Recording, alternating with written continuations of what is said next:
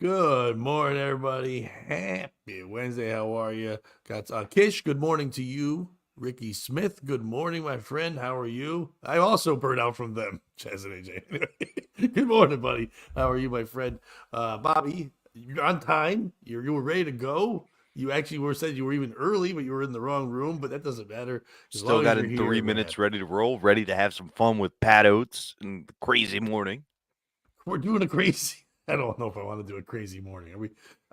I mean, there's nothing else to talk about. I mean, we could have guests, we could do whatever, but I mean, Caitlin Clark happened. And that's all that matters.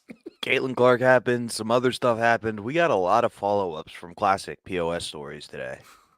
But the key is, Caitlin Clark happened, but did it? If a tree comes to Connecticut, the Mohegan Sun, and it has a really bad game in front of people, does it ruin the WNBA forever? No, I'm just using the laws of similar things. I've had Yeah. a ton of bad sets of comedy at the Mohegan Sun, and it didn't ruin the comedy game. Yeah, but and I'm not saying this in any disrespect in any way, but there wasn't this overwhelming hype about what you were gonna do when you performed at Mohegan Sun that was Oh, gonna change the face of comedy forever. you better tell that to the Hummelstown Sun, who refers to me as the Caitlin Clark of comedy. Town Sun sounds like a paper I would be part of. I was once. I ever tell you this in the Derby. I don't think it was the Herald, the Derby Gazette or the Valley Gazette, because like the four towns. It's Derby, Shelton, Seymour, and it's always known as the Valley. When I left Eli Whitney high school to go to Derby, so I left an all black school to go to like a school with mostly Italian fat men, and I was gonna play basketball. And I shit you not, in the write up, the preseason was Pat Oates, who comes from a black school where he played with black athletes, joins our team to lead us. I It's like wish. this wasn't like 1953. This was 1992. That's amazing. In case you weren't sure who was at the black school, black athletes. But that was my credentials. He knows black people. He's gonna be good. Now listen, he wasn't playing with a bunch of black nerds, okay? This man was playing with black athletes. Believe me, this was a technical school. This was no Georgia Institute of Technology, but it was a technical school. Oh, we got a JIT story today, don't you worry. By the way, if you want to know you're at a technical school that's going to be tough, but also doesn't care about its students, do you know the name of the? I've said it before. The name of the school I went to, No. it was Eli Whitney. Oh, I don't know if you know what Eli Whitney invented. the cotton gin. Yeah, but there's no better tech for a tech school. No better tech for slaves than like, oh, thank God. That was the missing link between our JIT and mastery of slave classes. Like that was the missing link, the handle in the cotton gin. That's it. That was it. But yeah, so I like when local papers. I've had local papers write things about me. I've never had bad things in the paper about me. I'm very happy about that. Yeah, I don't think I have either. The only reason I got in the Sun was because I used to finger a girl who wrote for them when we were in high school. Wait, so she reported that? Good morning, Terry. No, that'd She be awesome. Senior Senior Bobby Tamburo fingered me in the back of his dad's Saturn the other night. The lights went out, so he had to call his buddy Mike Weir's dad to come jump him from the park. Mike's dad knew what we were doing. He was proud. Dude, if she was a high school writer with thoughts of being a journalist, she's like the skies were dark that foggy night on a Thursday. God damn. As a young Robert Tamburo walked into the gym like he had a purpose. He was not an athlete, but man, was he going to score that evening. I mean, he was an athlete, and he was going to score that evening. All right. Well, we don't. I like how you're being written in the paper, Bobby, as a guy who fingers a girl in high school, and you have problems with the editing process. Like, listen, I know I seem cool, but I'm an athlete, and I knew. Oh, I'm not going to seem cool when we get to the part where he put his hand upon my crotch and said, "Does this make you uncomfortable?" I said, "No." Then he unzipped my pants and said, "How about now?" And I said, "Definitely not." See, Bobby, you don't ever read the lady sexy books. You can't write. No, You I can't don't. say all that stuff. You Ladies have to can be write. He's like, Excuse me, I got to go call my congressman. His hand caressed down my corduroys. He he he unleashed one facet of my Oshkosh by gosh. Okay, I don't think we want to be What doing anything with anybody in Oshkosh Bagosh. Just throwing that out there, dude. I don't want to critique your He- writing. he began to lift my Teddy Ruxpin t-shirt.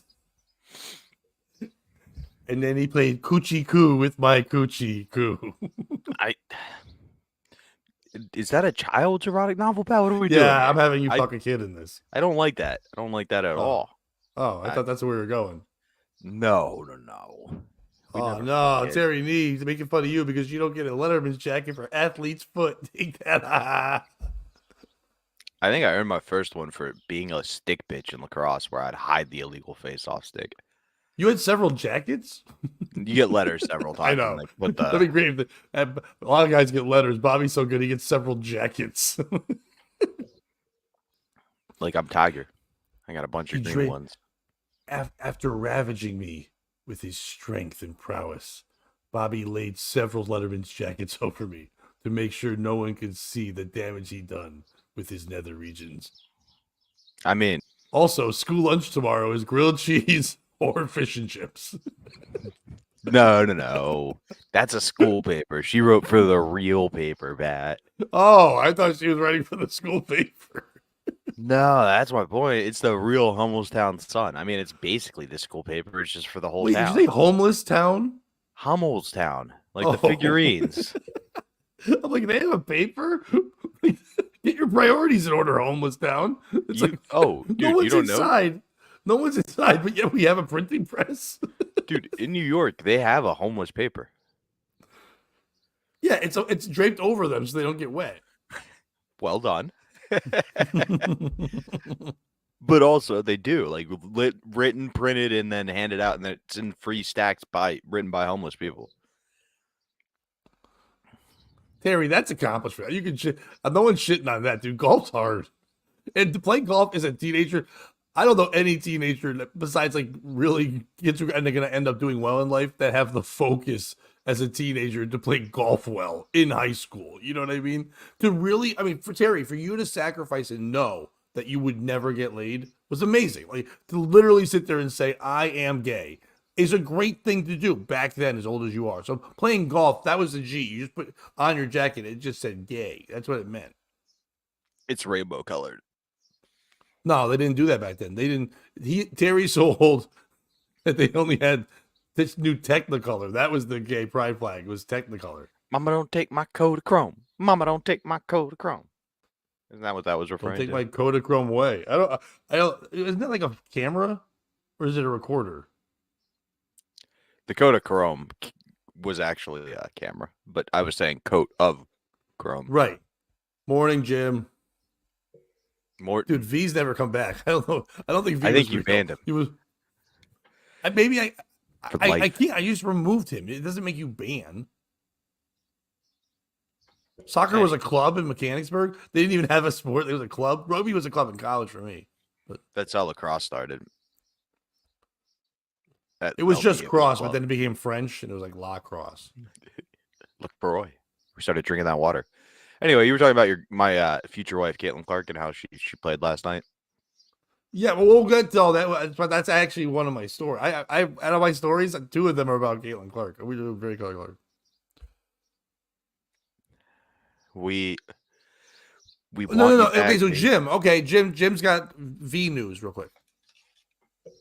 I was supposed to tell you guys you accidentally. I don't think I banned him. By mistake I hit the buttons and I removed him from that one thing. But when I go to look, he's not blocked from the channel.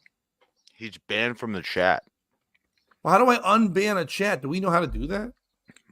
I don't know. What do I look like? A fucking scientist or a writer? I for meant the Almost chat Down Sun? people. Why are you yelling at me as a scientist? You're not a scientist. Not with that attitude. You'll never be a scientist. And because I'm thinking about becoming a woman. Yeah, you'll never be Madame Curie or the guy who found out about AIDS. You know, those scientists. Did you Jim know? Grindle, you know how you're teeing? I feel Jim, who's a character in his own right, is V. That would be amazing. That'd be the funniest back twist of all time. He said he's Maybe not of watching all very time. sadly. Well, tell V we love you, and if you can make Jim tell us how to fucking do it, we will undo that. But Bobby, we should get our guest in here. We have a guest today. We have some stories. Do you have anything else you want to go over with me before that? Oh, everyone, go watch the show last night. It was a fun one. Bobby was shot out of a fucking cannon. And if you're always watching this show and like Pat talks too much, then you need to get over to the Patreon and watch that one because I don't. Bobby's Didn't on happen fire. last He's got good stories about camp and stuff. Bobby was doing good stuff. Bobby taught us about Chinese Jesus. We learned a lot from Professor Bobby last night. Might not be a scientist, but you're definitely a professor.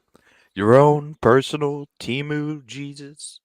Chinese Jesus, he's there. So go, and of course that episode is called Chinese Jesus. It has a picture of Ping. So when you go over to the Patreon, check that out. Below $3 a month, you get that episode. It's no longer up on anything else. We pulled it down right away. Like the second the episode was over, I pulled it down. I really hope I'm not him because that would be the only person who watches my shit that the Jim said about V. Us too, Jim. If you're V, we've got one viewer 3 times in the chat and Kish. Fuck. All right. So yeah, so you'll get on over to the Patreon, check that out. We'll have tomorrow we're gonna not do a morning show, we're gonna do a Thursday thoughts. So Bobby and I haven't decided which one of us is gonna do that, but a video from one of us and a thought. But we're gonna ask you guys in the Patreon also here live if you want to do it. We need one thing you want us to do our thoughts on, kind of like a rant or a thing or whatever that we want you guys. It can be any subject whatsoever. It'll be on the Patreon, so we can do whatever we want, anything you want our thoughts on, and it won't be super long, but it'll be a thing. And we might even do it together at one point. We don't know, but it won't be a live thing. That will just be on there. So that'll be a Thursday show. So if you want to put something in there, you can. So and that being said, Bobby, I'm going to bring in our guest. Our friend AJ is popping in here. Good morning, sir. How are you? Good morning. How are you guys? We are well. Are you on delay or are you just? How's it going, guys? Oh boy, what's going on, AJ? No, it seems like not much. I just got in from worshiping Chinese Jesus, so I'm good. Oh, good. Well, hello. That's the greeting they do to each other. It's a hello and a bow. Why do they bow? What's the Bobby? You're a religious man. What's the bow from? I mean, this was kind of already taken by the normal Jesus, and there aren't. No. I don't think it was a Chinese Jesus. The bow. I think just the Chinese they do the bow. Why is that better than the handshake? There's no eye contact. Putting your head down, is that a sign of like my head's lower than your head, or like I'm gonna blow you? Like what's the? I think part of it is, like you said, you're like making yourself defenseless to the other person. If they wanted to kill you, they could. But the other part of it is they're big Snoop Dogg fans, so they get to go bow, wow, wow, yippee yo, yippee yay. See, I didn't know Snoop Dogg had a time machine could go there and that stuff. That is great. Now, it's timeless. AJ, are you aware? Because you do live in Connecticut. Low rider. Are you aware? Are you aware of Caitlin Clark being here yesterday in our lovely state? Absolutely. She sold out the Mohegan Sun Arena.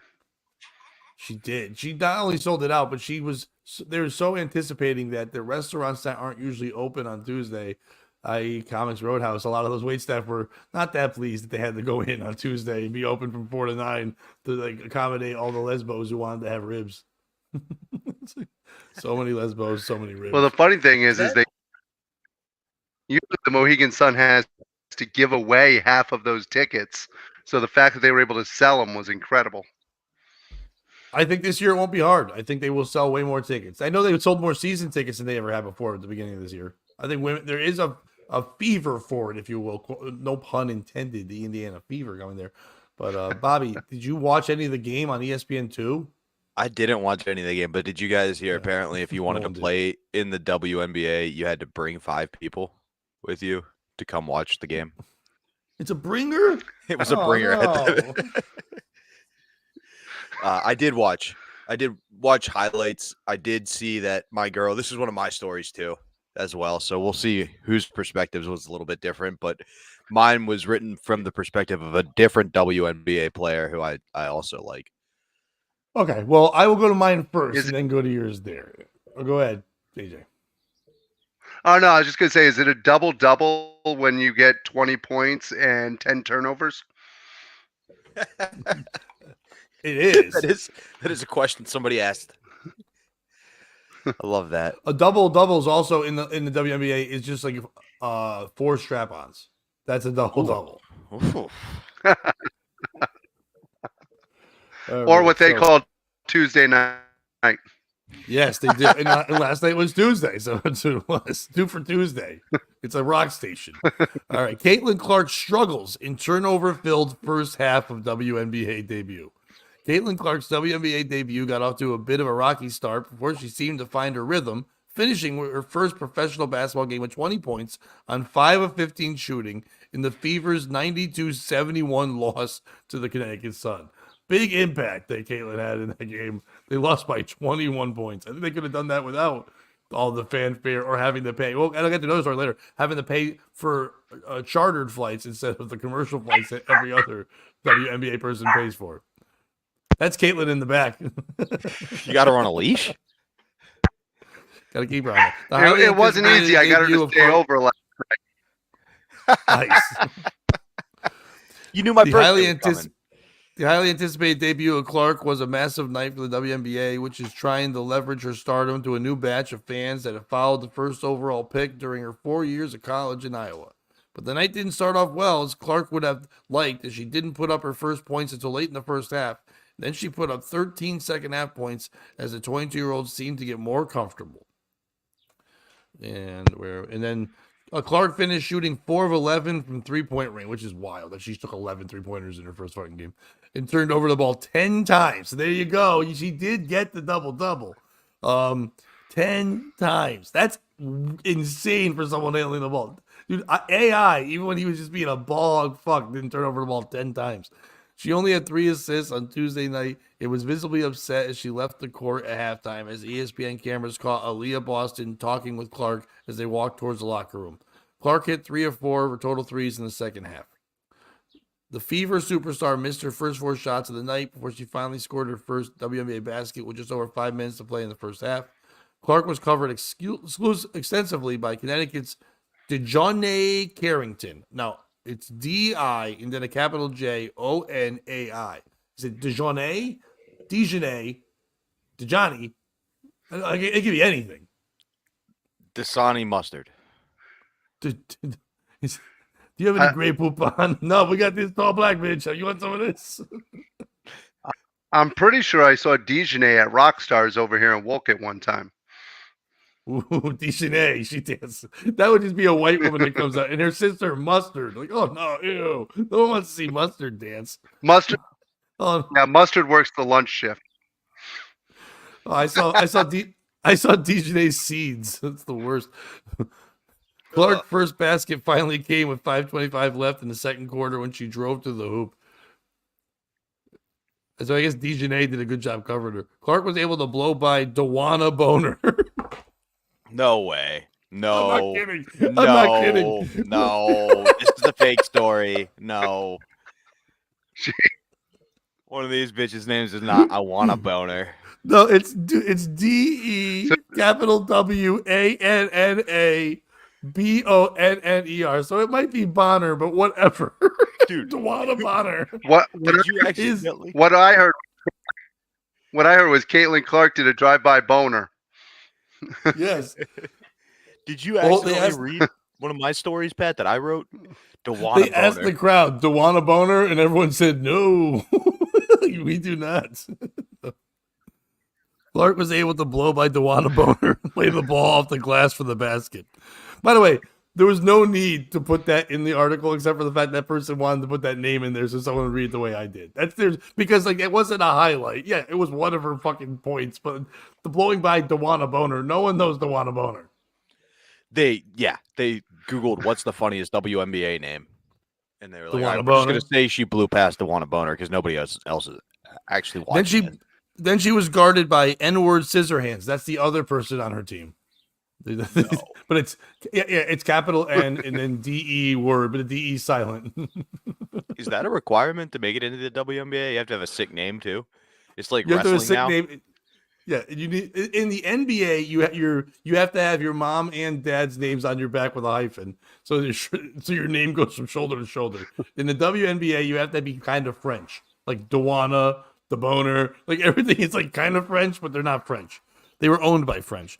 She picked up her third and fourth points on a pair of free throws with 141 left in the half. Clark, who looked a little bit more like herself late in the period, hit a signature three-pointer with 29.9 seconds remaining on the clock that served as the first official NBA tray and pulled the Fever to within 9. All eyes were on Clark on Tuesday night for her highly anticipated WNBA debut at Mohegan Sun in Connecticut. And then they went on and on about that. Who is the piece of shit in this story? Is it Caitlin Clark for fucking not fucking being amazing? Not that she needs to be, but I remember certain players with huge impacts. LeBron had a better game than that his first time ever, and we have to compare that. You have to do it. The anticipation of someone coming to the league. Jordan's anticipation wasn't this. Jordan became amazing, but he was put on a veteran team where he got to work his way in. Even Garnett, when he was the one of the first high school guys to come in, and so the anticipation wasn't this for like anyone besides, I guess, Magic and Bird, and you'd have to look in LeBron. They're anticipating, but even then, Magic and Bird, the coverage wasn't anywhere near what it is today. So I guess really the only person that's dealt with that is LeBron, and it was better. Is it her for not bringing it? Is it people for expecting her to be amazing? It is a WNBA season. It is an adjustment. She's traveling around. She's got all this fanfare. She's never dealt with anything like this, kind of in college, but people giving a shit about this is crazy. Oh, Kish wants you to shut your dog up. So sorry, Kish. It seems quiet now, but. Is it the dog for not shutting the fuck up as we're trying to talk to them? Is it the person who wrote this for putting in DeWanna Boner? What are you doing? You guys been do DeWanna Boner because we're trying to be the number. I don't know if you know this, AJ. Me and Bobby have put together a show that we think is comical and fun, but most importantly, we are the number one source for Caitlin Clark and WNBA news. We are trying to be that. We tried to be that for the Charlotte Stingray news, but Charlotte just won't have those goddamn babies. So we had to move on to Caitlin Clark. If it's a female and it's known and it has a C in its name, we cover it. That's what we do here. But is it us? Is it the Sun for shutting her down and playing defense? You haven't played defense ever in your entire career, Connecticut Sun. And now all of a sudden you step it up. Let this bitch score 50. It's not about you. Don't win by 21. That ruins everything. No one's thinking the Connecticut Sun are good. They're like, oh no, Caitlin Clark sucks. Or is it women's basketball? What are you doing? Bobby, you go first. Well, Pat, for me, the piece of shit in this story isn't Caitlin Clark. Okay. She tried. I'm sure she played hard and did her best. That's what she brings to the table. It's not DeWanna Boner or the lady who wrote DeWanna Boner and found DeWanna Boner to put her in there. That woman knew she was covering the WNBA, and she made it interesting, right? That's what we try to do here every morning. We obviously inspired this author to try to be similar. She's not a piece of shit for trying to be like us. We know, Kish. We know. We've seen your wife. Just kidding. I know. Oh, Jesus Christ, Bobby. Kish is lovely.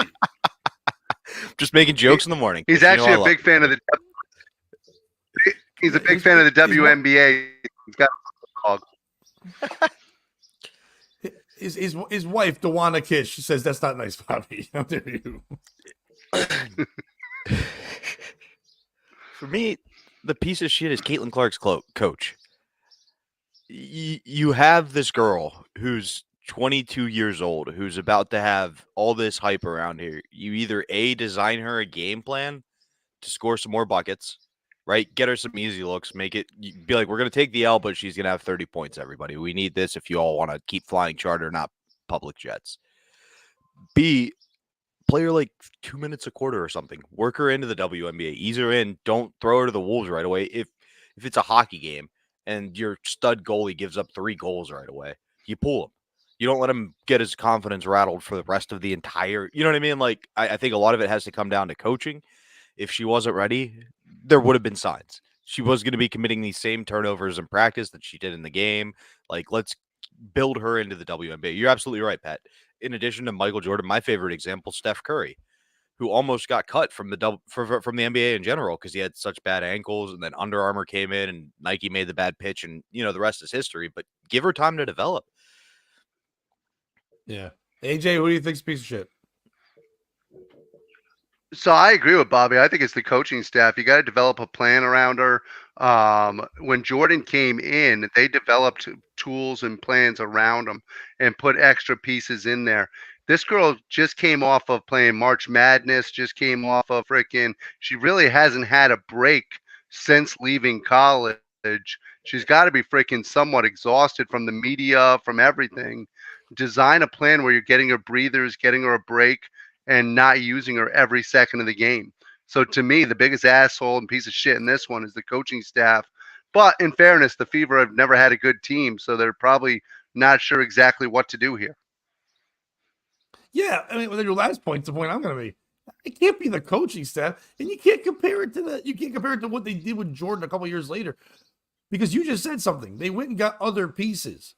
Where the fuck are the other pieces in the WNBA? It's women's basketball and nobody watches. Oh, the coach? The coach is who? Both of you. Name me the resume of fucking coach of the Indiana Fever. Exactly. Some bitch. No one knows who the fuck it is. They're not ready for this. It's like insane. It's kind of like if you've both done comedy, if you've been to an open mic and somebody really good shows up.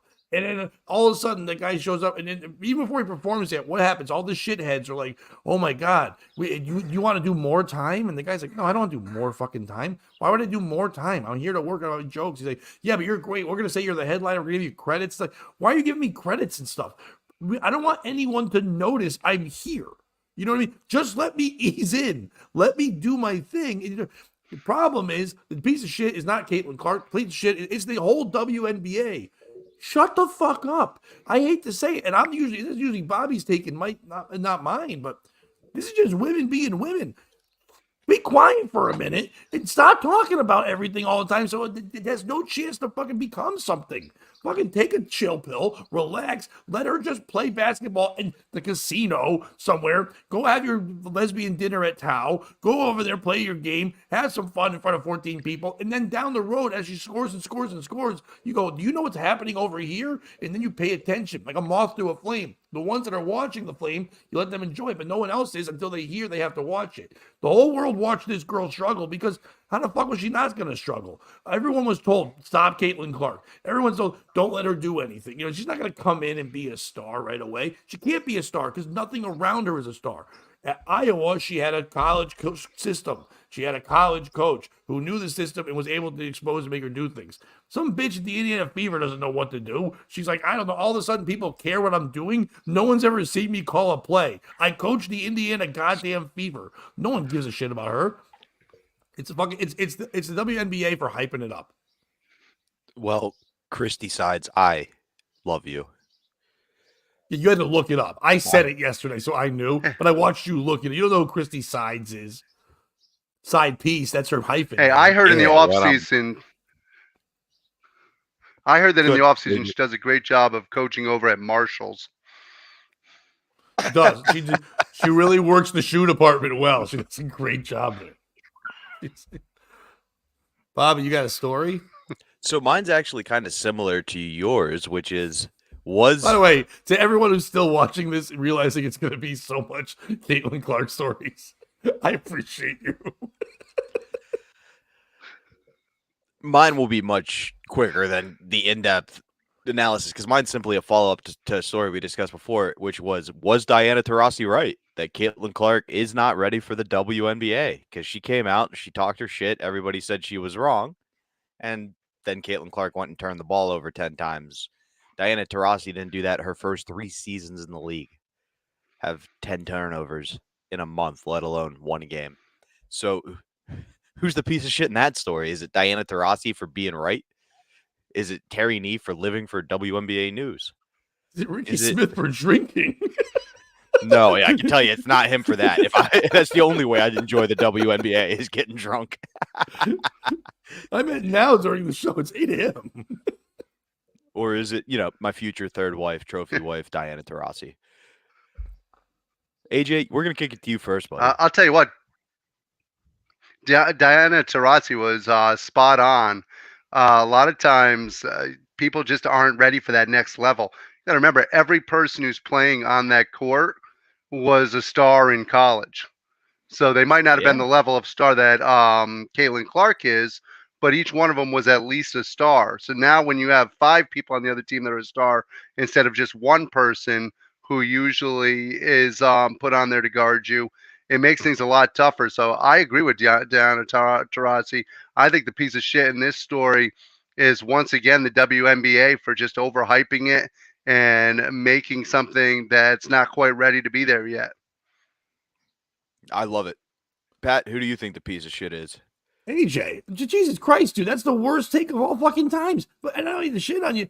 Again, stop thinking it's the men. No, they're not all stars. There's no fucking stars in women's college basketball. That's why this is a big story. All right? Name me 10 stars from this year, asshole. Name it to me. Shut up. They aren't the best. They're just anyone who, like you said, anyone who's Marshall's fucking schedule lets them also play in the WNBA sometimes. They're not the best of the best because we've seen that. Brittany Griner fucking didn't go there. She went to Russia. She rather went to jail for a year than fucking play in this shit league. So she finally came back. They don't play there that much. The best ones don't do it. They go and go work for ESPN and talk about this horse shit. They're terrible. It's basically like the fucking Bad News Bears. Or like, what was that movie where the women cried and played baseball and Tom Hanks is like, don't cry, whatever, go bitches cry, whatever it's called. Like that game, that it's like that. It's all it is. It's not.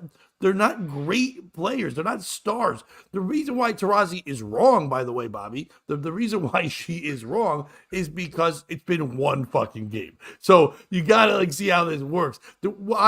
She'll be right if when they play each other and she shuts her down. That'll be when she can talk her shit. But if you look at Diana Taurasi's numbers, yes, she probably had a better game and less turnovers in her first game. But as great as she was, she didn't have this hype. No one remembers her first game. To be honest, I think she plays for Phoenix, but I don't even know what the name of the Phoenix team is. The Mercury. Okay. So, like, I play this game every morning. Ricky listening, so Ricky will know. Brittany is a man. You're right, Ricky. But Ricky knows he listens to Chazzy. Phil, who's on the show there, Phil's a big baseball fan, and so am I. So Phil one time turned me on to this thing called the Immaculate Grid. And it gets me an email every day, and it sends you a grid of 9 squares, and it gives you, like, teams on the grid. So it'll say, like, Yankees and then Mets, and you have to choose a player that played on that thing. And sometimes it'll be, like, Yankees and then, like, somebody who had over 10 wins. And the more obscure player you choose that has that thing, the more percentage points you get for getting that. I like every morning, autistically, I play that as I wake up in the morning, and I play the basketball version. There's also a WNBA version. I've clicked on it before. I can't even play that because I don't even know what those teams are. And sometimes they're not even like, they're fucking. One time they were just like, they literally just said UConn Huskies and then the other teams who played for UConn and this team. So like if you were a fan of UConn, you could get this right. And like usually shows the numbers of people that are doing it, right? So this morning at like this, I get the email at 6:15 that it's out. By 7 o'clock when I'm playing it, over 10,000 people have played this game in the basketball version. In the baseball, like 20,000. In WNBA, when I looked at it today, 4 people had done it. 4 people. And it probably was Caitlin Clark's family just doing it, hoping it was all Caitlin Clark questions. She's not playing with stars. There are no stars. There's nobody there. That's why it's a big deal. It's like it's like the tallest midget. You know what I mean? Like, yes, you're still all midgets. You might be the one that can kind of reach the hoop now, but you're all still midgets, so relax. So yeah, so AJ's the piece of shit in this one. I mean, speaking of magical boxes, Diana Taurasi, am I right? Well, she's married to a WNBA player. I know, Terry. I said third trophy wife. The money's going to run out, okay? I was actually playing in the WNBA and commentating on ESPN about the women's March Madness. Not enough. She's going to need money at some point, and that's where your boy Bobby comes in. Go ahead, AJ. Sorry, I kept talking over I'm not saying I haven't watched the WNBA. No, I'm not saying I haven't watched the WNBA in a while, but I was shocked to find out Rebecca Lobo still not playing. It's crazy. Nope. When's she going to be back? She's being a horse on ESPN Ocho, whatever, fucking announcing the games. She also came in 3rd in the Kentucky Derby. Bobby, who's the piece of shit in this? For me, the piece of shit, other than Terry for ruining my dreams, is Caitlin Clark. We talk. If you want to be the heel, AJ, you like wrestling as well, right? Wrestling's his thing, yeah. Oh yeah. So if you want to be the heel, you got to be good. You got to make people want to hate you. She needed to come out and drop 60. Like, if you want to talk that talk, you back it up. You know what I mean? And even if it's just once, if it was the first game and then she had 20 points and 10 turnovers in the second, everybody's going to shut their mouth. But you had one game to really kind of announce yourself to the league and just fell short. Yeah. Right now, the only heel move that she has is that she's a white chick that's overhyped. Yeah, she has the heat. That's what I'm saying. The WNBA is nothing but some black athletes who want more credentials, and then a bunch of white women who are basically all Duke. You know what I mean? It's just that's what it is. It's just white hustling Yeah. people that aren't really that good. But it's entertaining. It's not. That's the whole Bobby. That's why this is such a big news. It's never been entertaining. Right now at this moment, it's supposed to be. Not only is she supposed to be great, but she's supposed to make it watchable. That's insanity to fucking put on somebody. That Paige chick would have. But the most entertaining thing. Well, the most entertaining thing from last night was actually people cheering against her and watch her turn the ball over 10 times. Yeah, but they were not just like hater troll people, but also like you're cheering for turnovers is insane. Like, because that just makes it a bad game. Like you might be against her, but then you're like, yay, more turnover, more not completing a play. You know, Bobby, we're thinking about this. I think the best comparison to this isn't basketball. I think it really is her to Tiger Woods, because her coming in is changing, getting people to watch that never watched before. It's great. And Tiger Woods did that. It was just one group of people. Back then it was old white men who wanted to fall asleep on Saturday, ignore their children after they mowed the lawn. Now it's women who want to mow the lawn, if you know what I mean. Like it's the same thing. Lesbo jokes. So, but it's the same.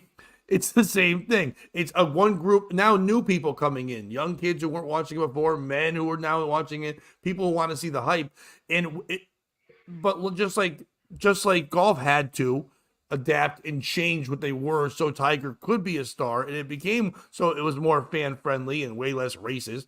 The WNBA is going to have to do the same thing. They're going to have to adapt, and they probably will have to put in, I hate to say it, they're probably going to have to put in the Michael Jordan rule for Caitlyn and not let people really guard her without getting foul calls so she can hit threes and do shit and not turn the ball over 10 times. So she starts scoring like Jalen Brunson, by the way. Knicks with a big fucking win last night. But Jalen Brunson scoring 40 points already 5 times in the playoffs this year and doing feats like that. She's going to have to score over 30 points every game for people to think this is, worthy of the hype, which is crazy. That's an insane first season. Especially in WNBA where they like the team score 60, So there is no chance for her. But yeah, it's way more of that Tiger Woods type feel. The team score 60.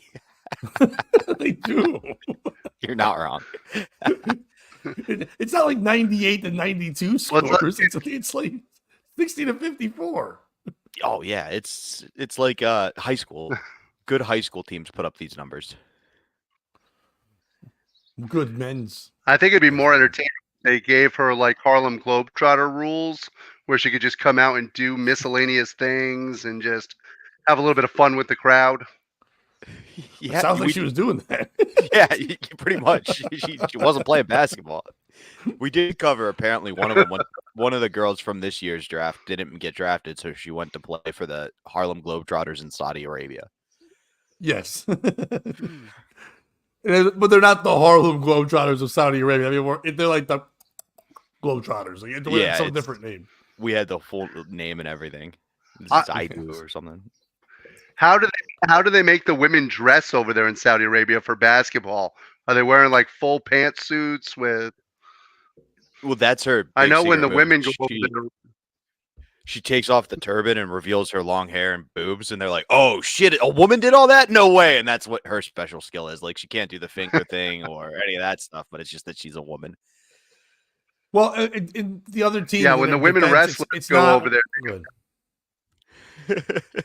Yeah, it's when wrestlers go over there, they finish it. Do your wrestler thing. No. I was just saying they make them. So you have these women that wear almost nothing here in the U.S. and then they go over to Saudi Arabia for the events over there, and all of a sudden they're dressed in freaking full business suit attire to wrestle the match. It's absolutely incredible.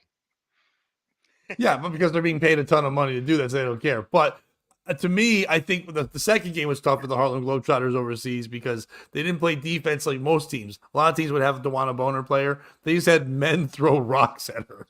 Well, the issue is the commentator said there was a woman driving into the paint, and then the whole fucking country went nuts. Now she's driving. No. Release the snakes.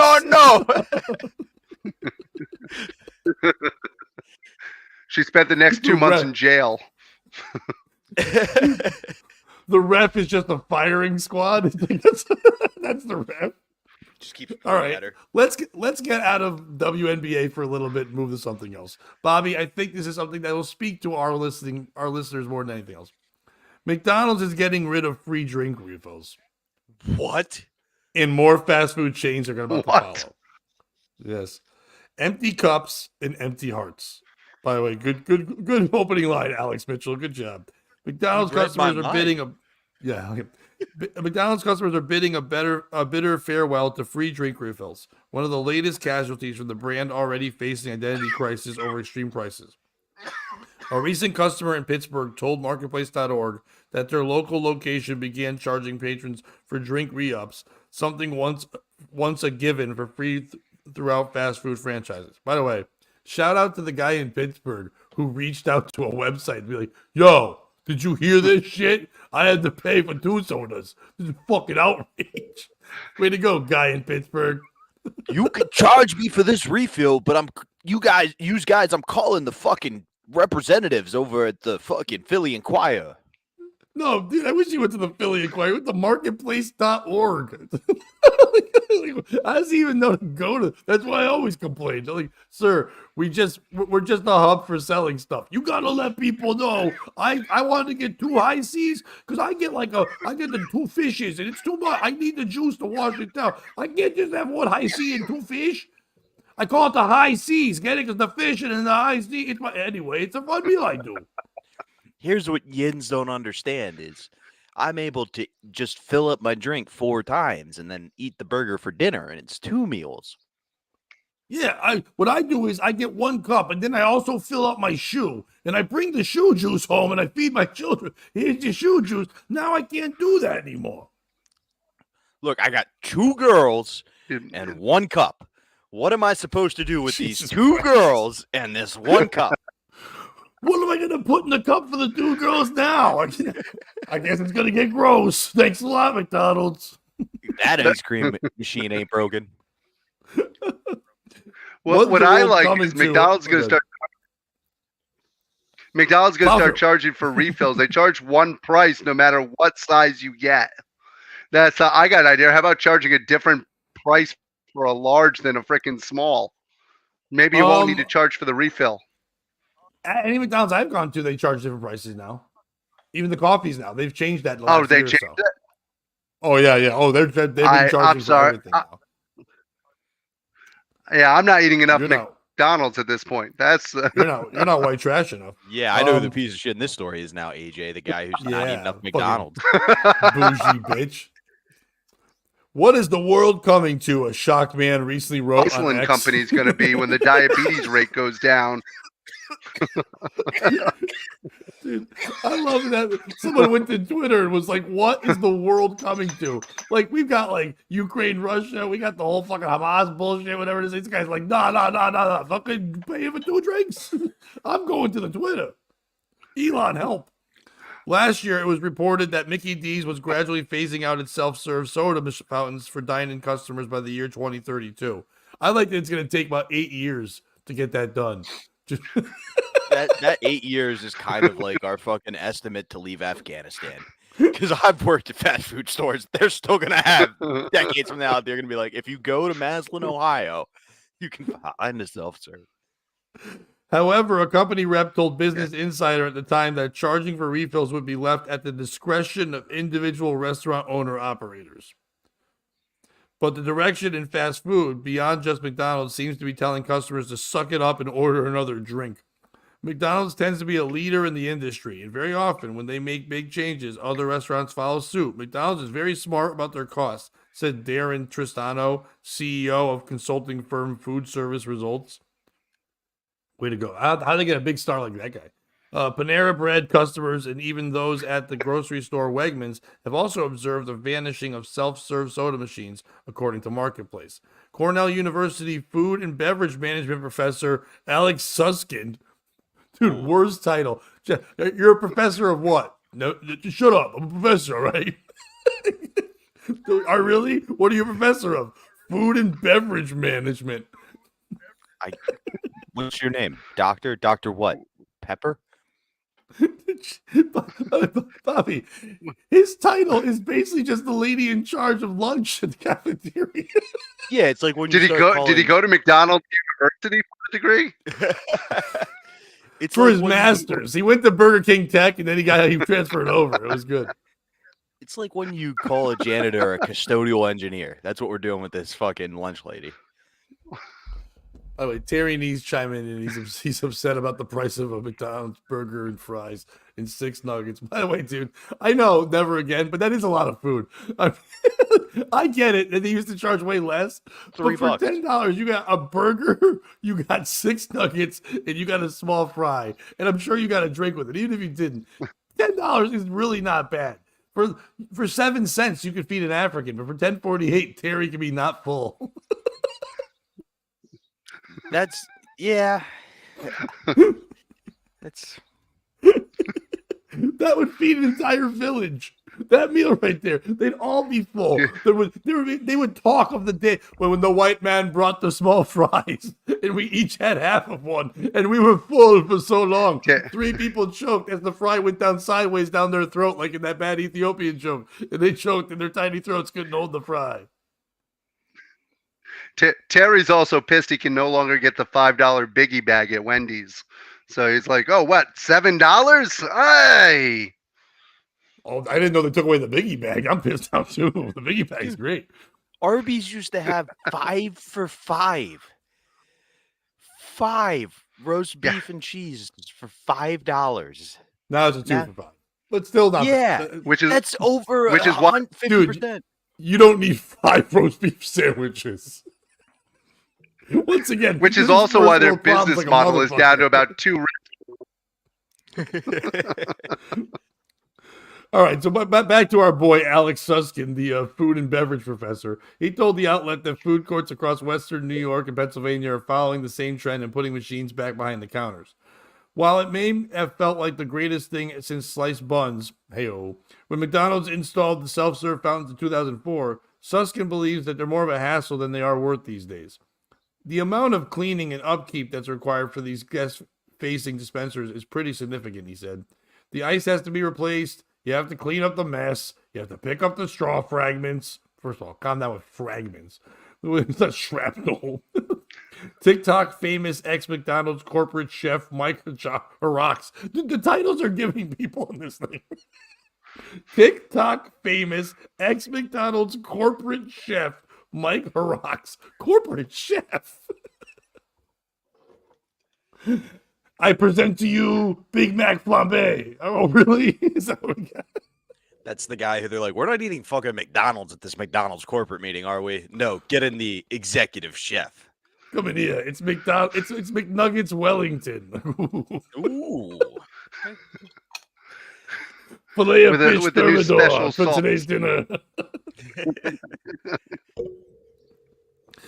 He addressed the controversy, saying the drink theft was likely part of the brand's rationale, among other factors. He added that it's also more desirable in the chain's eye for folks to use the drive-thru for quicker turnover times. Most of McDonald's business is through the drive-thru, and it does cost McDonald's more money to deal with people who come into the restaurant than it does drive-thru, Harak said in a clip viewed over 180,000 times. So many fat people are like crying watching the video over and over. They'd much rather have you drive through, you get some food, you get your drink, and you get out of there versus you hanging around and having to deal with people in the restaurant. First of all, really good by McDonald's, like say, call it deal. Having to deal with these pieces of shit coming in here, fucking buying our fucking crap product. Keep in your car, fatty. Don't walk. We don't need you losing weight. Fucking waddle into your stupid car. Put your stupid hooves out there. Hold on. Put the drink in your hands. Don't even get a cup anymore, you piece of shit. We'll give you a trough. Just put your dumb head in there. They just start referring to I'm him as picturing the Marks. fat guy who I'm picturing the fat guy who comes back through the drive-thru for his free refill of soda. That's hey, I just wanted another refill on this Dr. Pepper here. That would be a game changer. I've never pictured a fat guy ever. My wife has every night when she sees me, unfortunately. Yeah. Hopefully, I don't. You probably can't see it, but you're frozen. So hopefully you make that face when your wife says she wants to have sex. Like,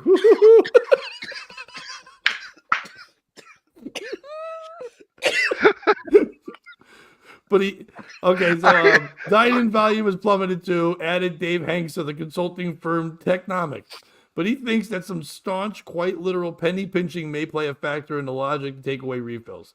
It's essentially pennies per drink for the cost of syrup. Henke told Marketplace, it's a good business, and that's why a lot of times you see companies doing any size for $1. Who's the piece of shit in this story? Is it McDonald's for now setting a trend that other stores are going to follow by not allowing refills anymore? Is it people who believe they deserve refills by just going to a restaurant? Yeah, it's something they used to do, but restaurants always used to do something they don't do anymore. Some restaurants used to divide black people and white people. They stopped doing that, but it's not like people are yelling upset they can't do that anymore. Some restaurants used to just let you smoke in there. They don't do that anymore. Restaurants change with the times, and they're doing that thing. Is it professor of foodology and also McDonald's executive chef being available for fucking quotes for this article? You sound like you're very important people. How do you have time to step away from your fucking very important jobs of being pieces of shit to fucking talk about this goddamn article? Is it the people that go to McDonald's that are now going to not go? There are going to be people that protest and say, not my McDonald's, and they're going to find a restaurant. Or is it the restaurant that is going to be it's going to be Taco Bell or somebody, In and Out, someone is going to be like, refills all fucking day. Fuck refills. You like the old movies, you could bring your cup back after you left 3 days later, and as long as that cup didn't break down, you'll be fine. Who's the piece of shit in the story? AJ, go first. The piece of shit in this story is anybody who calls themselves an executive chef at McDonald's. I don't care about any other part of this story. The free refills, people are always going to want that shit. They want shit for free. But the fact that this guy's got the gall to call himself basically the doctor of food and executive chef for McDonald's, I mean, how arrogant. To be fair, he doesn't call himself that anymore. He's the ex-McDonald's corporate chef and now TikTok famous Mike Horrocks. Yeah, he probably got fired from McDonald's for calling himself the executive chef when he's making McNuggets and freaking cheeseburgers for a living, and that's that guy's got to be a piece of shit. But hey, good for him. I don't know, because like he might be the guy that maybe with his culinary skills, maybe he studied in France for a while, then he came back and he goes, have you heard of the Mick Cafe? You're like, what could this be? You don't know. He might be, as an executive chef, he brought us lattes and that kind of thing. Bobby, who's the piece of shit? I mean, for me, the first piece of shit is anybody who doesn't get mad about this. Like, we've got so many people in the streets looking for a reason to fight.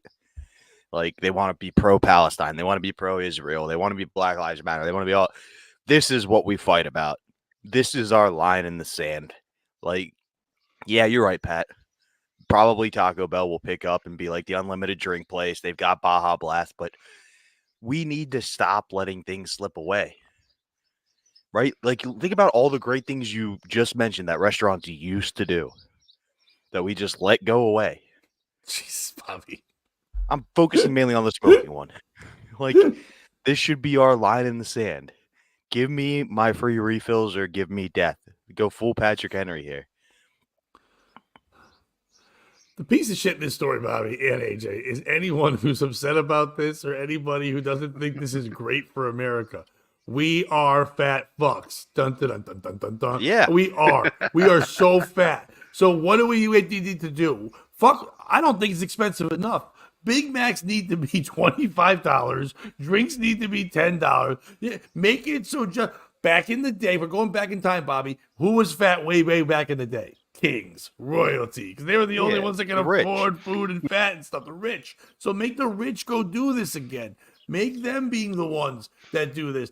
Poor people should eat better. How about this? How about you open up a restaurant that serves salad and you don't charge $38 so poor people can have some roughage and not shit their pants and smell bad? If they shit their pants and smell bad because all they eat is nugs and shit, then they can go to get a job and someone's like, I'm not hiring Stinky Magoo. This guy stinks real bad. And then he doesn't get a job and he sucks. So where does he go? He goes and hangs out McDonald's. He drinks his free fucking sodas all day while looking through the ads, hoping an executive chef will hire him one day to be McDonald's TikTok star. He doesn't know what's going on. But if he could have a fucking salad or maybe some salmon, how about we flip it? How about we have a fast food place that serves you salmon and fucking salad and charge only $5 for that and refills on water or fucking something with a vitamin drink in it. You could do that. You could flip it. They can make a lot of money doing that. You'll have the fatties will go there, and then you charge $500 for McDonald's. So anyone that's mad that they can't get another fucking carbonated stupid beverage to show down their fat no neck is a retard, and they're the pieces of shit. You know what we could call your healthy fast food restaurant? By the way, Pat? as I said that, I have McDonald's waiting for me, like literally right there. Yeah, just so everyone knows how hypocritical I am. I've got 2 sausage McMuffins waiting for me right the fuck here. You know what we could call your healthy restaurant, Pat? Homos Are Us. Because that's who Homos Are Us. That's nice. Let's take your history met lesson and move it just forward a little bit. First of all, that's the podcast you go on sometimes. Homos Are Us, right? No, that's homo history. Anyway. I have a point here I'm trying to make. I want to go on a rant, AJ. My turn. Pat, let's move your history lesson a little bit further. My turn, AJ. Norway. There were a bunch of fit French running around on the beach. You know what happened? Okay. The fat Americans showed up and saved the day. You know why? Because fat people can absorb more bullets. They weren't fat back then, like they're fat now. They were. Not the like joke's now. always been there. The joke's always been there that we were the fat Americans, and then we were there saving the day. Let's move it forward a little bit more. We got this sniper running around Washington, D.C. just shooting people. Remember that? Yeah, I remember. Shortly after 9/11. Who were my dad and I looking to hide behind? The morbidly obese people. You can't get sniped behind a morbidly obese person. It's science. We are America. Fatter is better. Give me my drinks. AJ, your turn. Sorry. I think AJ, Patrick Henry said it best. Uzi has a question.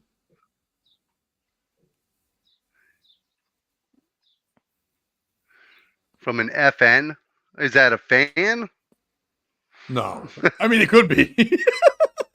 Not of this show.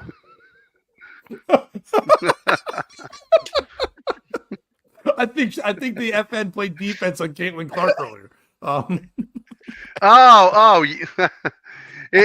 Long before I met my wife, yes. Hell yeah, dude. Hey, Uzi, first person to answer your question honestly. There you go. Yes. Like I said, long before I met my wife, absolutely. Nice. Bobby, can you do your plugs and have AJ do his plugs quick? I'll be right back. I'm going to grab a coffee quick. Yeah, we'll start with AJ. What plugs do you have, my man?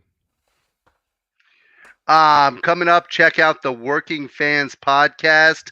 We talk all things wrestling. It's just a group of friends, and me being a former wrestler. We talk shit and we talk about what's going on in the world of wrestling. You can check us out on all major platforms. And we do a live show every Friday at noon. So that's the Working Fans podcast. And hopefully you'll see me doing comedy somewhere soon also. That would be awesome. I would love to get to see you do comedy sometime. Now, your podcast, is it just WWE? Is it AEW? Is it across the board? We talk all wrestling. We talk everything across the board. Anything you want to talk about, whether it's New Japan, whether it's AEW, whether it's TNA, whatever you want to talk about. Obviously, we talk about the hot stories, which usually are WWE or AEW. But from there, we'll talk about anything that you want to. That sounds awesome, man. Definitely make sure you guys check that out if you enjoy wrestling and you enjoy AJ. As for Pat, he's got his sausage McMuffin fatty.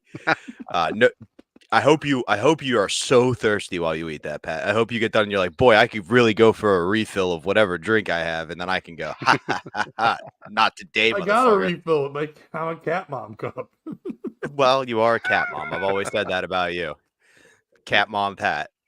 As for me, check out the Davey Max Sports program. We're doing a lot of good things. We just released another Tales from the Satellite episode where we talk about the coffin bet, classic favorite.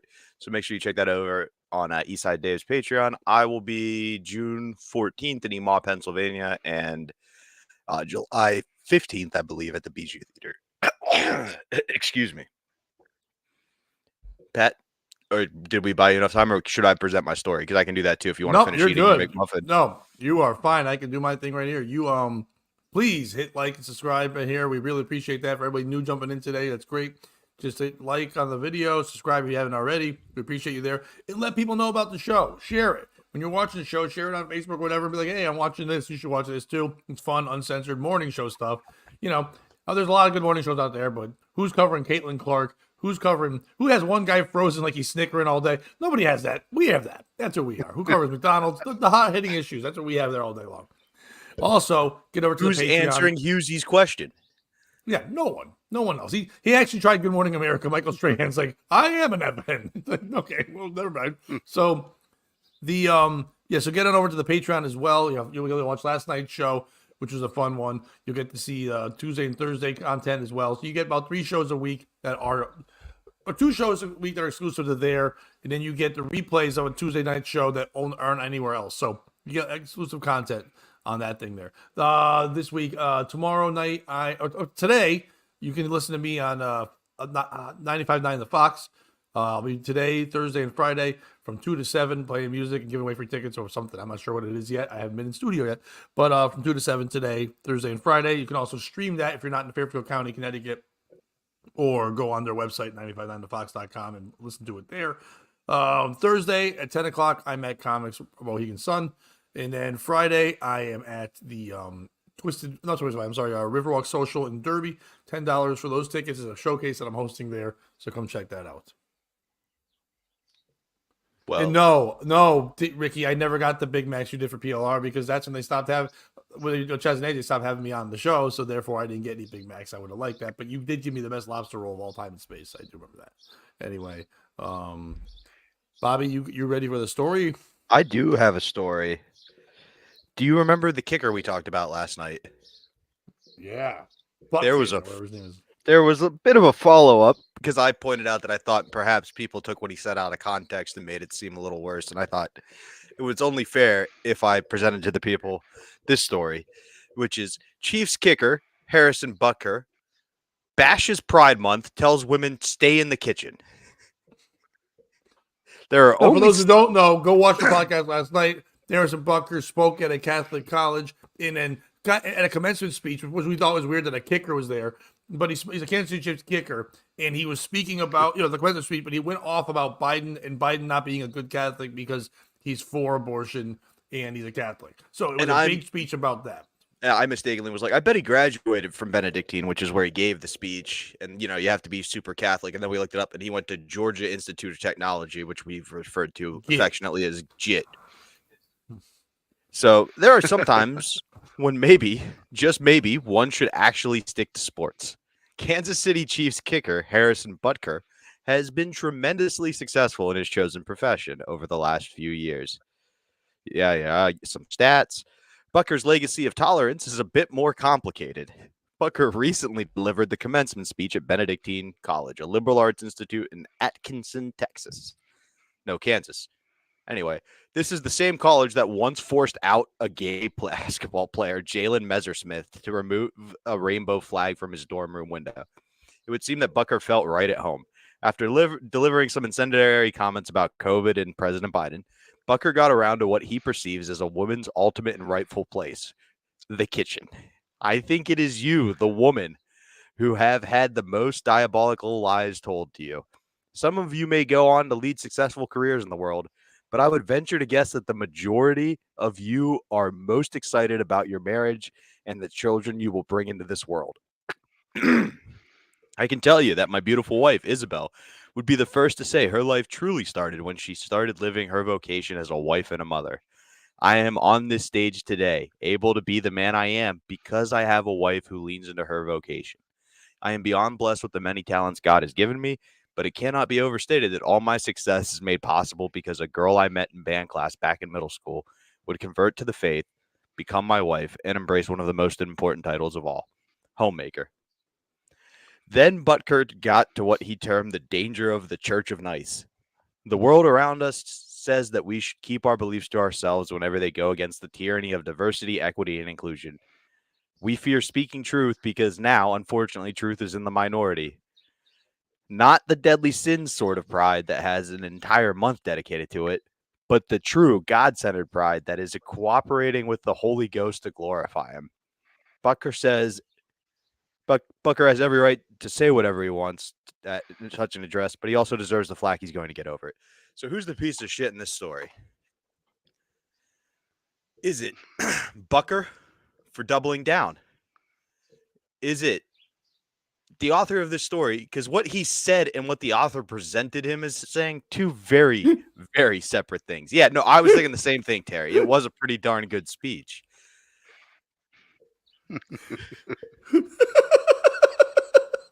Is it Benedictine? For, again, not doing a little more research? Or is it McDonald's? Because this problem would be solved. They're free refills if more women stayed at home and cooked, and then people weren't going out for refills. So for me, I'm going to throw it to AJ first because he's frozen. And I like to make sure he's still there. And then we'll kick it to Pat. So I think Bucker is, and not because of his opinions. He's got a right to his opinions. It's just the fact that he thinks that an NFL kicker, actually, his opinions might actually matter to somebody outside of the. And granted, Benedictine did bring him in for his opinions. However, that's as a kicker, you should know your place. First of all, you're the last guy on the totem pole on an NFL team, much less in the actual real world.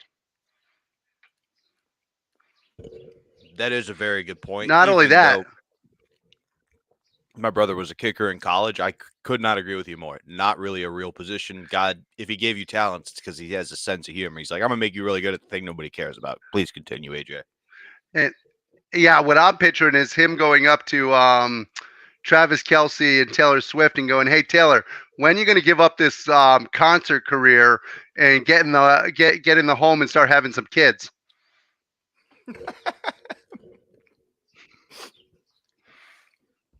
Taylor releases, "I knew you were a misogynist when you walked in."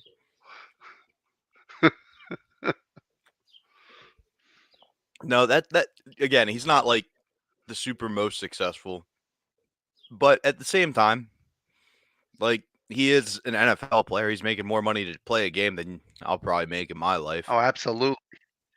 So maybe he's onto a little bit. Like he did choose the one position in football that doesn't give you CTE when you're done. Pat, who's your piece of shit? It's you, because this is a fake story, and we all know it's a fake story. It is not a real story in any way. And want to know why, Bobby? Because at one point you tried to fake things by going, "Oh yeah, just some stats, yada yada." Like you're fake passing off of a thing. I don't know if you know this, AJ, but every show Bobby does one fake story.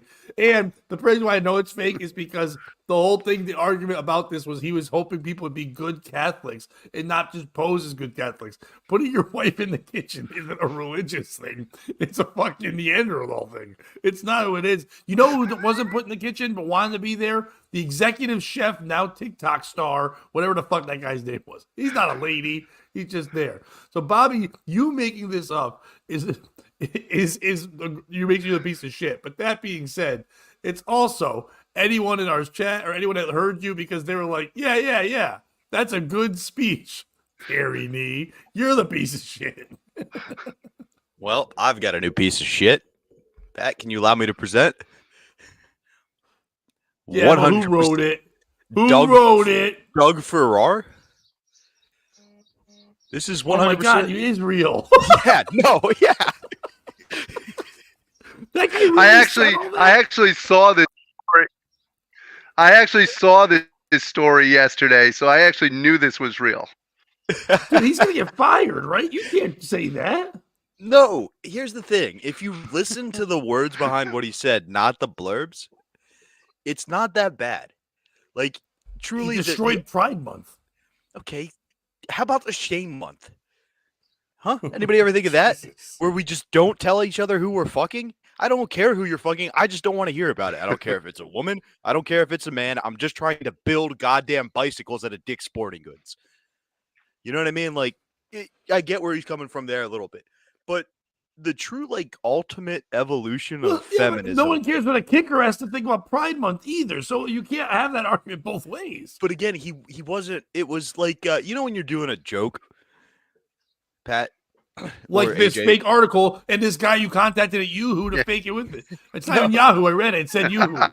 It said Y exclamation point, you son of a bitch, because that's their new sport page. Don't you put this Yeah, evil because on me. Y chromosome exclamation point. You know my fake stories are written by, what was that guy's name?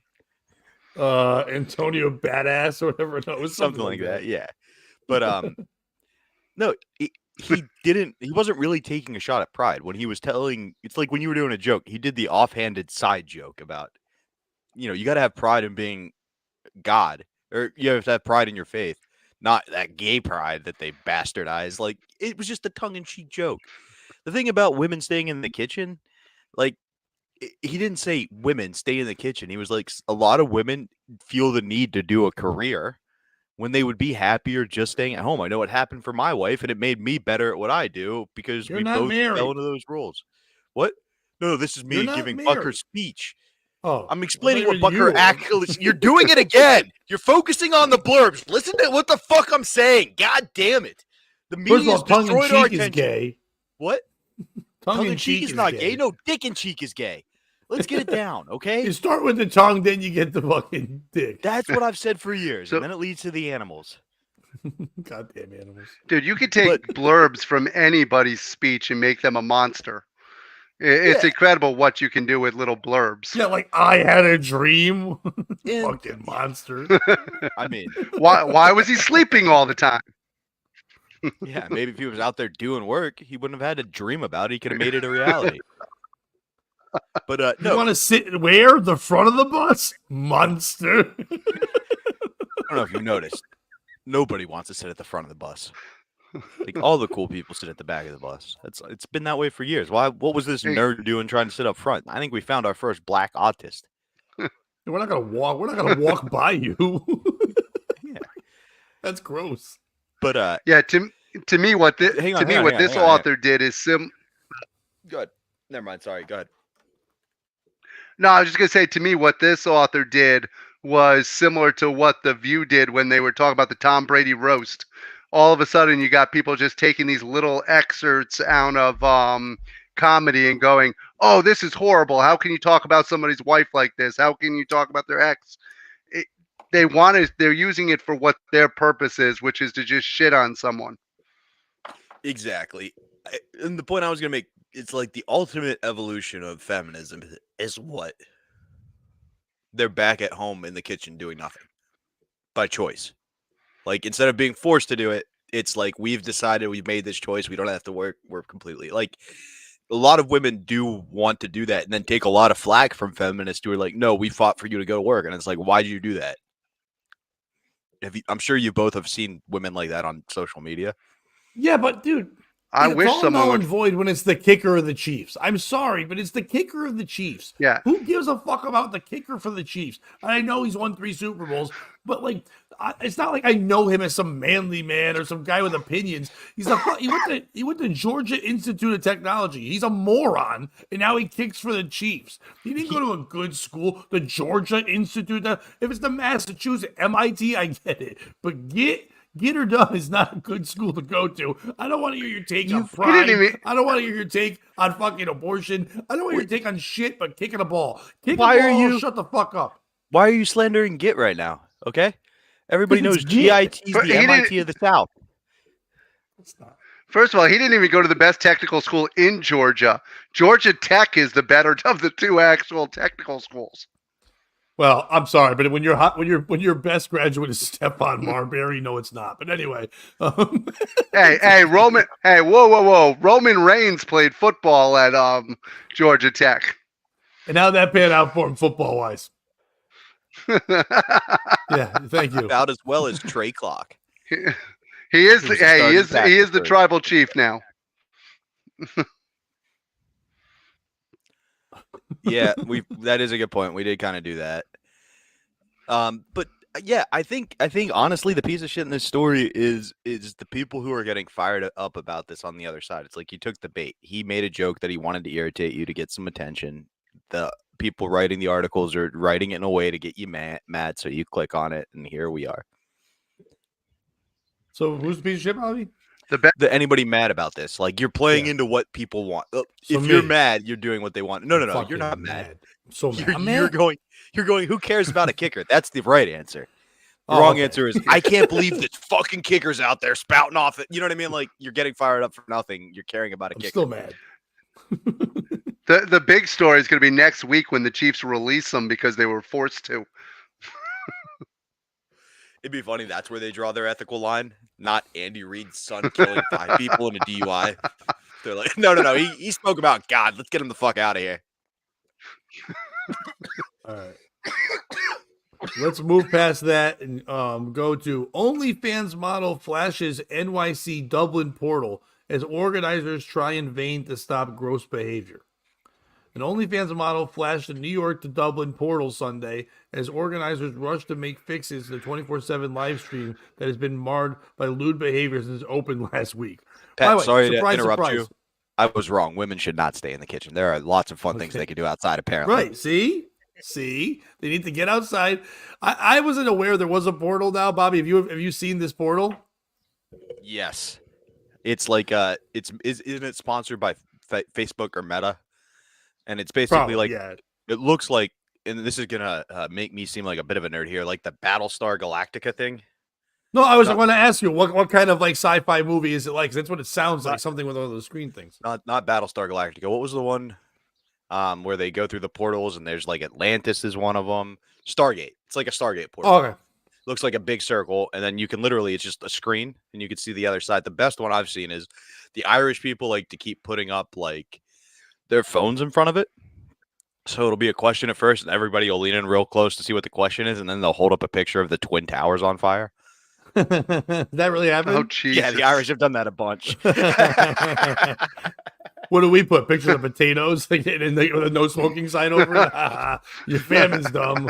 It's just that dead, bald bitch. Ava Louise, who had more than 400,000 followers on Instagram, claimed in a post Sunday she forced organizers to pull the plug on the portal after she flashed her breasts from the American side of her counterparts in Ireland.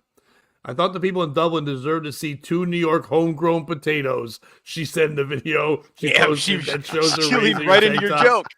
Yep, right in front of the portal. And then there's a picture. They don't show a picture of her tits, but they do show a picture of her back lifting up her shirt and a sports bra, and then someone on the other side of the portal with a camera taking a picture of the tits. So she then posted footage of her boyfriend talking to purported. Go ahead. No, I was gonna say it's about time somebody did something to really push forward free the nipple. And they did. They're free. Free at last, free at last. Thank God Almighty. She then posted footage of her boyfriend talking to reported security later on, with the staffer saying it will be down for quite some time in hopes of cracking down on vulgar acts. It's very unfortunate that people are not acting in the best way, the staff member said. The street exhibit in the Flatiron District has attracted a certain amount of chaos since its inception last Wednesday, with troublemakers in Ireland to blame for most of the shocking content, including, Bobby, flashing swastikas and even a photo of the Twin Towers in flames on September 11th.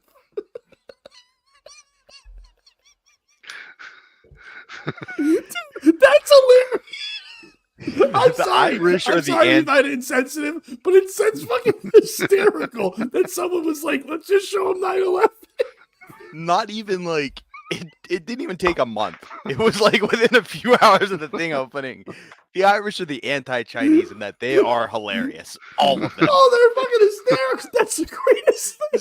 You gotta understand, like, we have this technology no one ever fathomed. What are you gonna say to someone on the other side of the world? 9/11. yeah. Remember this? What makes it even better? I want to know what the Jews. what makes it even better is like on our side, it's real organized and like they keep people back so nobody gets too super close. And then on their side, they had to coordinate. One guy was like, "Wait, I've got a joke. You pull up this question. We'll get everybody to lean in close, and then I'll pull up the 9/11. Everybody else, we need you to lift us so we can get to the very little camera up there and cover up the whole." They coordinated an effort. They formed an IRA style team to show us a picture of 9/11. But then, and when they were done doing that, did they collapse one at a time?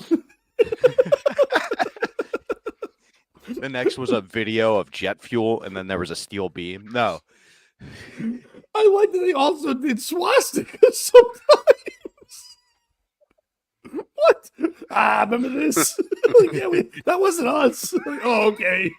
I thought that was you guys. Am I at the wrong portal? Oh, yeah, that's Germany. I gotta get over there. My bad. They're at Ghana. They're just showing food. Remember food? Hey, Japan, Japan. Here's Nagasaki. You can't say that N-word here. Anyway, the group behind the project touted it as a bride to a united planet that allows passerbys to see each other by an 8x8 foot video screen, but not hear each other. Good. That'd be crazy. All you hear is them going, ah! As they show the 9/11 pictures. In the wake of Sunday's story in the Post on the Irish troublemakers of the portal, the Dublin City Council said Monday it's working to address the stream of insensitivity. Organizers blamed the shutdown on a temporary software problem. It's unclear whether the glitch happened as a result of X-rated stars' moves. It's not X-rated, whatever. Portal's organization, the Lithuanian-based company that set up the installation, said there was an interruption Monday morning because of the technical glitch, but it was up and running again, according to reports. Hold on, Bobby. I'm just going to send you something quick. This is just for you. But you can do what you want with it. If you want to somehow put it on, the screen, you can. Let me just, because this will help the article a little bit. Can I put this on screen? Yes, hold on.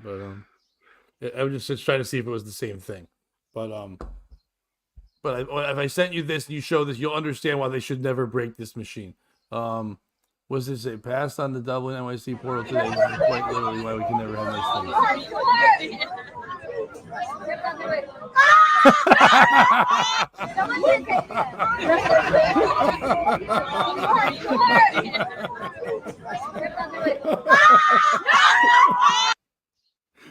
For those who can't really hear it, or if you're driving in your car and you're listening, they literally have the big screen, and then someone reaches up with their phone, and on their phone and the entire screen is just the 9/11 towers burning. Oh my God. You really did. They did like a cheerleader pyramid to make sure that everybody can see their great joke. Our team's portal are doing their best to ensure smooth and consistent operations in order to come as close as possible to 24/7 active live stream. When Dublin officials said most of the interactions have been positive, a very small minority of people have committed raunchy acts. While we cannot control all these actions, we are implementing some technical solutions to address this, and these will go live in the next 24 hours.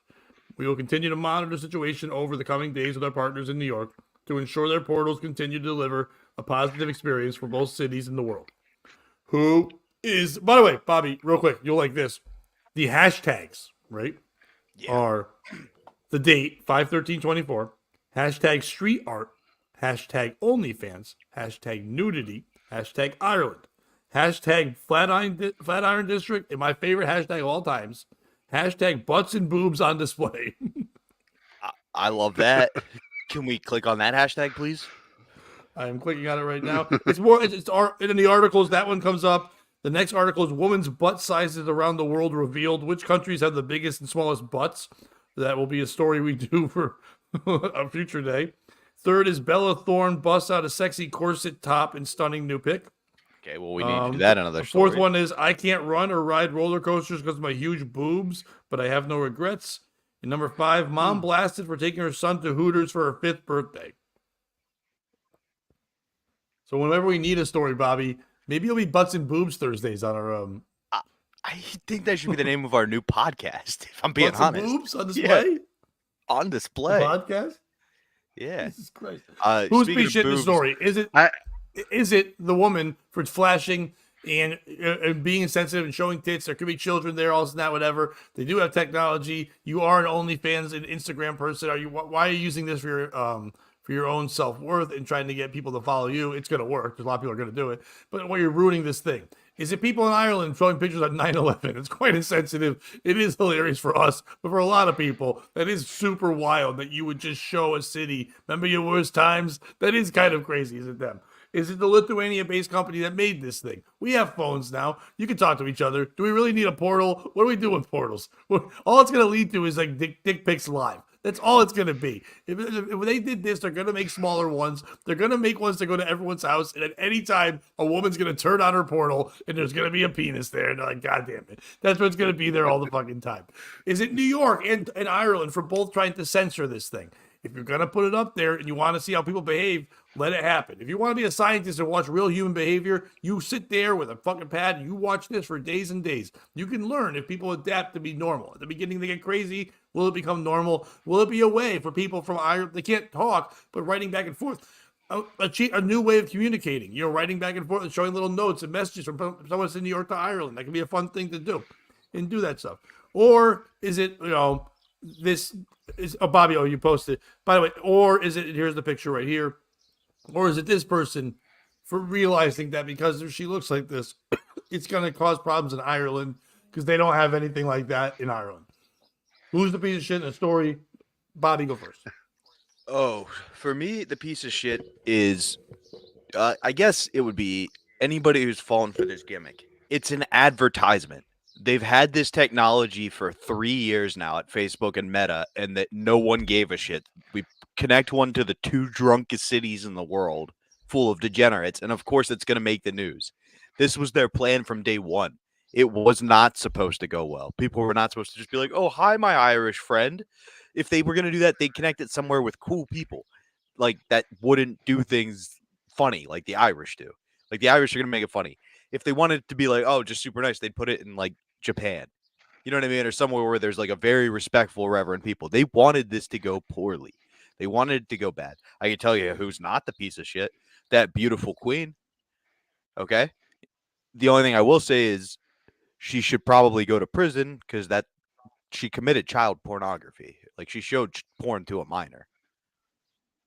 There's no way she verified the age of all the Irish people looking at them titties. It's not porn. It's If you flash your tits, and show. it's not. Okay, so you show if you breastfeed a kid, is it porn? Go to prison, bitch. No, you don't go to prison for boobs. Showing That's titties stupid. to a minor. You can't do that. It's illegal. You can. You can't let them touch them. Then how are you going to breastfeed? Close your eyes. Okay, all right. Well, that I don't know why it moved, but it moved when you said close your eyes like that. So for me, the piece of shit is Meta. Yeah, that's DJ Ricky Smith is right. My For You cams goes public. That's the next step in this. You were right, Pat. Everybody is going to have a portal in their house. And then for $9.99 a month, you can watch Ada diddle herself for 4 hours a day directly in your That's a home. long diddle. That's what they do, dude. It's amazing. Them bitches have That's the stamina. longest diddle Like, of all times. You know who Diana Taurasi should be lucky he's not in the WNBA? Some Korean girl who got tricked into sex slavery and is now on cam for 8 hours a day. Like that, she's got abs. She's literally, it's nuts. I thought you'd say this girl, Ava, whatever, because if she was there, none of those lesbos would be able to do anything. Oh, but God, drool. she should be a cheerleader. Just like, I'd go to those games. These are shit's the WNBA for not having naked girls at the games. Pat, that's what I got. AJ, who's a piece of shit? First of all, I'm glad none of the WNBA girls are actually naked at the games. Secondly, the piece of There's a shit couple. in this is the mom who actually waited till her son was 5 to take him to Hooters. That's somewhere you take the kid at 3, 4 years old. I mean, every kid does. You got to start them off young. Get those titties right in their face. Get them ready to go. So to me, seriously, the piece of shit in this, I agree, Meta. If you're going to say it's science and you want to learn from people and you're going to put these portals up, it's New York and Ireland. What the hell did you think you were going to get? You didn't put one in the Bible Belt and one in Japan, for Christ's sakes. You put it in New York and Ireland. That'd be too racist. I dude. hate to That'd be so stereotype. racist. Yeah. But you put it in 2 places, and not to be racist, but everybody's drunk, high, fucking having a good time, and you're surprised when stupid shit happens. Get off it. You're the piece of shit, Meta. You're just trying to sell shit. Dude, if they put the in Bible Belt and then Japan, it would be the Japanese just putting pictures of what a high school diploma looks like the whole time and like making fun of them. And then they would put a picture of what a 4-inch penis looks like and making fun of them. That'd be back and forth the entire way. The piece of shit in this story is not Ireland. It's not New York. It's not the woman for doing this. It is the people that did 9/11. Listen, this is your fault. You know what I mean? Yeah. It's all them. If you didn't do 9/11 and you just told us who did it, it wouldn't still be hilarious all these years later. No one likes when back in the day when Frank used to be on the show, he would do the prank thing, right? All the time he'd be like, "Oh, there's a prank," but back then they didn't reveal that they were doing a prank. You just after a while go, "Oh wait, I don't think that was real." Nowadays, practical jokers, all that they right away, I'm a prank guy. They should have done that for 9/11. Like right afterwards, they should have popped out and went, it's me, the wacky guy from the show, blowing up your building. It's like, I was told to do it. My bad. And they go, okay. And then we wouldn't joke because we don't know. We have no closure. The whole world is like, it's funny that you guys don't know who did it. Ireland's like, we know who blows our shit up all the time. It's the English. We always know who does it. They always blow our shit up. We're fine with it. Or it's us blowing up our bathrooms after Guinness and potato stew, whatever the fuck we do. So it's one of those two fucking things. So we think it's hilarious that you don't know. So we go, solve this riddle, stupids. That's how they're going to do it. So it's 9/11's fault. All of 9/11? All of 9/11. Like all of it? Even 10, the one in the middle. No. Yes. 10's the real culprit. How dare you? Bobby, you got anything else? Or are we done? I do. Yeah. I actually got a very, very sassy text from a very angry journalist who is apparently watching our show and was like, my name's Bill Here comes the fake story, baby. Maybe. Or maybe this is a real one and the other one was fake and now I'm running interference. Who knows? Can't be. Anyway, the title of this story is Star-Crossed Lovers in the Shadow of Gaza, a modern tale of Romeo and Juliet. The setting, a divided land. In the war-torn streets of Gaza, where the air is thick with despair and the echoes of conflict, two young hearts dare to dream of peace and passion. Amidst the rubble and the riots, a love story unfolds that is as beautiful as it is forbidden. Meet Jabril, a spirited Palestinian youth whose life is a daily navigation through the debris of his battered homeland. Across the invisible yet impermeable divide stands Sarah, a resistant Israeli girl whose gaze stretches across the barbed wires, longing for a world beyond bomb shelters. By the way, AJ finds this hilarious. No, sorry. That is part of what was making me laugh, was that it looked like he's just like, oh God, Palestine. It's So crazy funny. to watch you try to be serious with that fucking freeze. Go ahead. My mic's falling. So I'm going to have to hold it. Anyway. Their paths cross under the most unlikely and dangerous circumstances when Jabril, disguised as a medic, aids in an emergency situation where evacuation where Sarah volunteers. Amidst the chaos, their eyes meet, and a spark ignites, a forbidden flame that no amount of conflict can extinguish. In secret alleys and hidden corners of the internet, Jabril and Sarah exchange whispers of hope, dreams of a shared future. Their digital love letters become a sanctuary, a respite from the relentless drumbeat of war. But as their connection deepens, so too does the risk of discovery. Jabril's family, bearing the scars of displacement and loss, holds a deep-seated resentment toward the Israeli. Sarah's family, marred by memories of terror and fear, views all Palestinians through a lens of suspicion and bitterness. The lovers' union, a symbol of potential unity, is instead a spark in a powder keg of generational grudges. As in all tales penned by the bard, tragedy is ever looming. A ceasefire as fragile as their secret meetings breaks. Jabril and Sarah plan to meet one last time to escape together away from the shadows of Gaza and the barriers of Israel. But fate, as ever, is cruel. A sudden airstrike hits their meeting point before Sarah arrives. Jabril, waiting for his beloved, is caught in the devastation. Sarah arrives only to find the area smoldering, the air thick with dust and despair. Amidst the chaos, she finds Jabril, life barely clinging to him. They share a final fleeting moment, a goodbye filled with tears, and a whispered promise of a love that will transcend conflict, time, and even death. Who's the piece of shit in this story? Is it me? Yeah. Is it the AI for making the Israelis name Sarah? Feels like it put a lot of work into finding Jabril, which is also not a typical Palestinian name, but then it just went Sarah. Sarah. Maybe it's Sarah. Is it the AI for not making them both suicide bomb and think the other one died like I asked it to? Because that would have been the fun way to end the Romeo and Juliet story. AJ, will kick it to you first. I think it's definitely you for making us listen to this.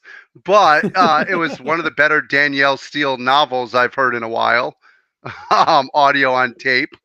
And yeah, wow. They should have, if they don't both die, it's not a good Romeo and Juliet. Right. Like, it feels like that's one of the simple things the AI should have gotten right. Pat, who's your piece of shit? It's not you. You're trying to always do fake stories. You actually faked me out today with what I think you thought I would think that was fake. So I like that you did that. So you had to have something else. It's fine. It's not AI for not understanding names yet. We're not there 100%. They don't get it. It's love. Cut it out. Stop it. You're too far away from each other. It's never going to work out. Whenever you hear star-crossed lovers, you know they're going to end up dead. Whenever you're crossed by stars, it means you're going to have pennies in your eyes someday. Fuck love. You're dumb. That's it. Bobby, who's piece of shit? Other than the Chinese kid who made this mic stand that's falling apart on me, I'm going to go with the AI. Romeo and Juliet's a very simple story. Just fucking get it right next time. Have them both die, like AJ pointed out. Have Palestine be happy. I don't know. Or not be happy, depending on which side our fans are on. We're going to lean where they lean? Is that what we're doing? Yep. I'm like a democracy. I'm public rules. And to quote the great movie What Miracle, you gotta do is put a poll up there. Exactly. I'm kind of like the movie Miracle. I'm that guy. I'm from wherever the hell won't get me hit. Well, we're happy that all of you are the guys and the one gal, hi Teresa, that got in here. We thank you guys so much for being here. But AJ, where can they follow you? Well, let's do the Instagram, all that stuff. Yeah, you can follow us on Working Fans Podcast. You can find us under that name on Instagram, Facebook. You can find us on all major platforms. Check out our live show on Fridays at noon. We'll talk all things wrestling, really anything wrestling related you want to talk about. It's just basically myself who wrestled professionally and two fans, and we all have a lot of fun with it. Well, that's awesome. I've been a guest on the show. It's a fun show. If you like wrestling, go check it out. They have fun conversation regardless. It's a good time. Teresa saying she had breakfast. She also described our show. Bobby's nickname for a long time was chocolate chip Eggos. That's what we used to call him, with a syrup and banana light yogurt. But then me, I'm plain oats. That's just me, plain oats. And then AJ today with that little smirk is peppermint mocha coffee. AJ, fucking goddamn it, you're ruining every joke. Anyway, peppermint mocha coffee mixed with dark roast and caramel creamer. I know we can't see you, but you can see us, motherfucker. Anyway, I'm kidding. You've been wonderful. But Bobby, anything else you want to push? Make sure you check out Mike Pachetti on Happy Friends. And I gave my plugs earlier in the show. Check out the Davey Mack Universe doing big things, and head over to the Patreon. Lots of good stuff there. Yes, if you have not seen our friend Mike Pachetti over on, I think it's Smiling Friends. Is it Happy Friends? It's one of those two. But probably Smiling Friends. It's a cartoon thing. It's on Adult Swim. And then the replays are on HBO Max. And by next Tuesday, or one of the next coming Tuesdays, he's a busy man now. Now he's a big star on the animated screen. Pachetti will be on with us soon, and he was really great in that episode. So make sure you tune in for that one. We'll see all of you guys Friday morning, 8 a.m. We'll have some content for all the Patreon fans on tomorrow at some point we put up. And more importantly, go over to the Patreon now, and you can see last night's show. If you didn't see last week's show with Speech Impediment Man, that was a fun one. Go check all those out. Join there, help us out. But if you don't have the money to support in that way, we understand. Subscribe to this channel, like it, and then do us a favor. It's going to sound crazy and dumb. You go to the playlist here in POS Mornings on our thing. And on one of your devices or a TV when you're walking around, put it on silent and just let that shit play. We need hours. The only way we get super chats, the way we make more money, is what we need hours viewed. We have the followers, we have all that. We need hours viewed. So if you can do that, that would help us. Just let it play. Or you can actually even listen to it too. We are fun. But I'm not saying you have to not do it. But if you don't want to, let it play. That helps us. AJ, thank you so much for being on the show today. Bobby, words of wisdom. If you got beef, then bring the ruckus. The POS show ain't nothing to fuck with. So don't be a piece of shit. That's some rhyme.